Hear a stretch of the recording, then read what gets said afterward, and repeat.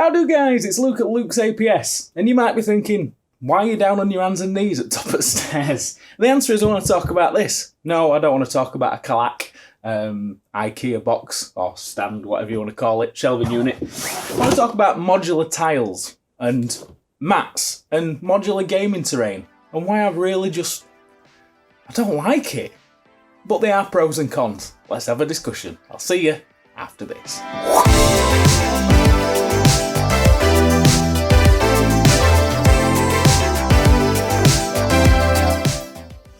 Now, the first pro to modular gaming tables is you can fit them in these boxes.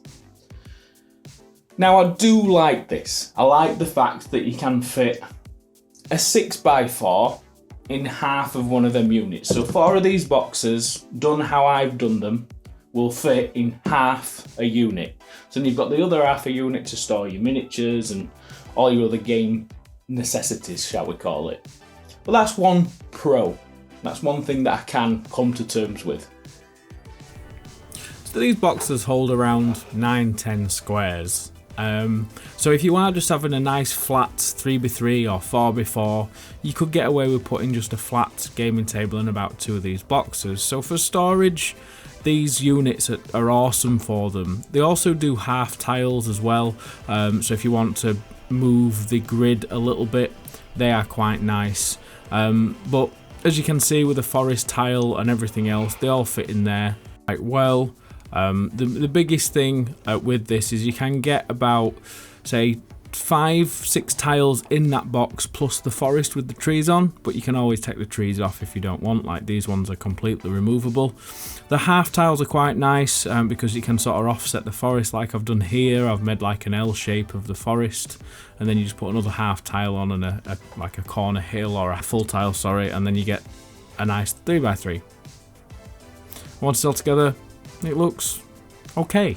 It's a modular gaming table that's quite flat. Now, the other pro is the fact that if you've got enough tiles, you can change what you've got. Okay, so for example, these 2 flats and a hill, you can take them out and replace them as a river. So you've got your river and your forest tiles. Now, I'm showing you this on a 3x3 because I have almost a full 6x4 of these tiles.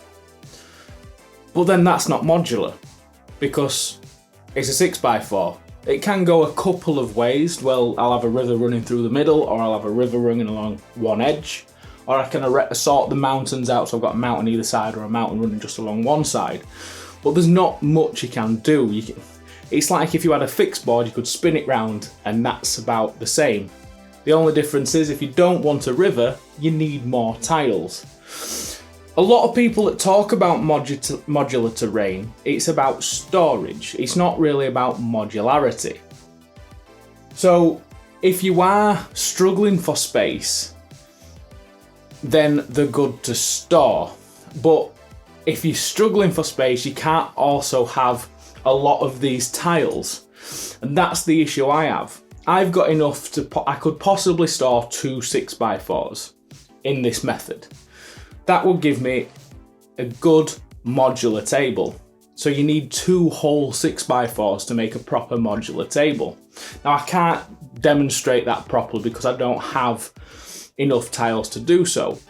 What I've got here is a lot of games I play is 3x3 anyway, like Vanguard, and I do play Kings of War, but I'd rather play that on a mat with 2D terrain because it works better. Well, that's a discussion for another video. I do like these tiles because it's easy to store them. I just aesthetically don't like them. I've done the best I can with them to make them look as nice as possible, but grids really annoy me. The fact that you can see a grid. The fact that if you put a forest on it, it's central. The half tiles are nice so you can sort of stagger it and offset things. But what I'd rather do is glue 3 or 4 of them together in like an L shape or a 2x2 and build something off center on that and make them all look like one tile. The problem is with that then though is you can't store it as easy. I don't actually feel there is a perfect wargaming situation unless you've got a room this size and it's your gaming room. I've got a 6x4 table in here that I work on. My idea is before YouTube is I was going to put a 6x4 in here, I was going to put 2 or 3 shelves under the table and slide full gaming tables underneath it. If you've got that, I think you might as well spend the time, build yourself 3 really good fixed gaming tables, and that way I don't think you'll ever get bored. If you do get bored, just build another table and it costs you a couple £100 in materials, build another table, and you've got another good table for a couple of years. That is the perfect situation, but to do that you need the space. And unfortunately, I'm a business and I haven't got space because I need it to put materials, not gaming tables. But yeah, it's a bit of an hard one, and this is the problem I have with customers. When customers ring me and tell me what they want, and I'm like, it's hard to find a good compromise with wargaming terrain. Mats, roll them out, put some terrain on, that's fine, but then storing terrain is also as complicated, especially if they're on big bases. If you want to have like loads of rubble around ruins, and you've got to store them, and then you might fit one building in one of them boxes, so you need loads of callax, things that take up space, wargaming is a hard hobby to get into in a limited space unless you just play one game and you're happy playing on a very small area, like Kill Team, for example. That's a good one to work with. You can have a small space, you can have a cardboard box full of like buildings, and then you just sort of move them around. But then playing one game in one setting can get boring, and I completely understand where a lot of you guys come from.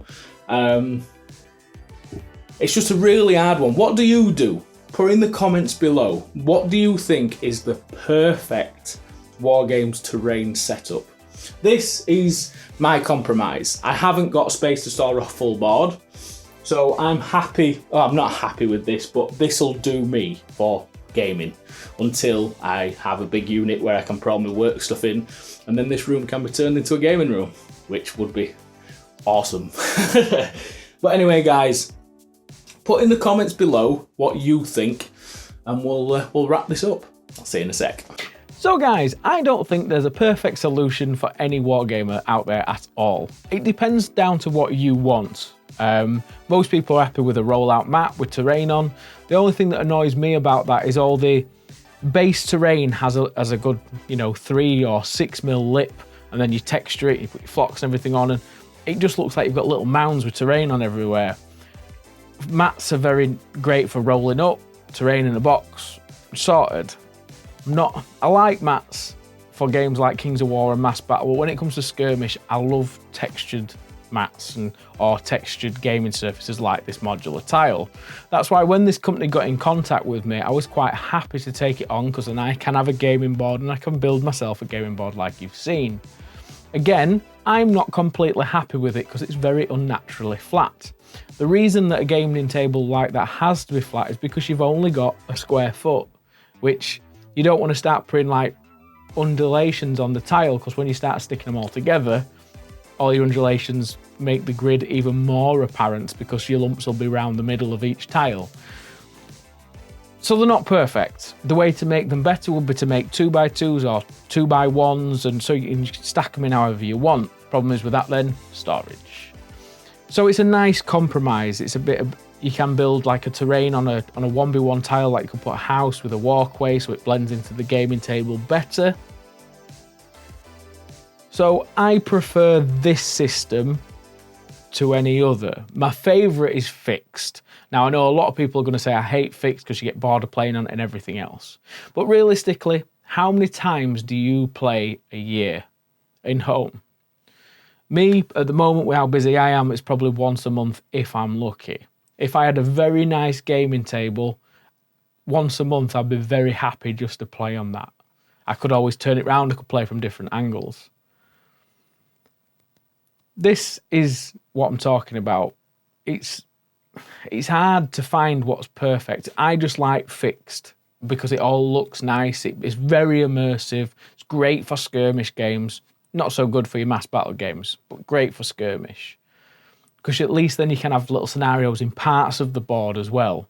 And if you build your board a certain way, or you copy the edge of it, you could always build a 2x4 section to stick on the end of it, making it an 8x4, which you can play on then another section of your gaming table. That's why from the one-day board build that I did for Broadsword Wargaming, which I'll pop up for you to have a look at, that's 3 2x4 sections. Now, it wasn't technically a modular table. You could set it up a couple of different ways, but it wasn't technically modular. But that table could be very different each time. This is a very, again, a compromise to a fixed table. You get some modularity, but it's a lot nicer gaming surface. And I think that's the best one out of all of it. But then storage isn't as easy as the Kalak unit. So we're back to square one again. But anyway, guys, what do you think? Please let me know in the comments below. I am very busy at the moment, hence why the videos are dropping off. I'm struggling quite a lot with work, for gaming. We've also got quite a few commissions in. But what's interesting with the commissions that are coming, it's quite small scale stuff. So the videos coming up, we're going to be doing 10mm. I'm going to be doing some 6mm. And we're going to be doing a few bits around smaller scales in the next few weeks, which I'm interested in because you can't use sand at 10 and 6mm because it's far too coarse. So what do you use? Flocks become, you can't use static grass because at 6mm, 1mm static grass is a foot long. So somebody's lawn is going to be a foot long. It's a bit too long. So it's trying to find a nice medium on how to do things like that. So it's going to be very interesting. I'm looking forward to it, and I hope you are. But if you've liked this video, don't forget to like, share, and subscribe. If you want to support, don't forget to check out my shop in the UK. Other countries, check out all my resellers. We've got America, we've got Australia, soon to be Mexico, and also South Africa, which will be, I think it's the end of this month, their order will be going in. So we've got more, we're branching out to more and more countries so you guys can have my scenics as well. Okay, so thanks for watching, thanks for tuning in. So I'll see you next week for a build video on something rather small.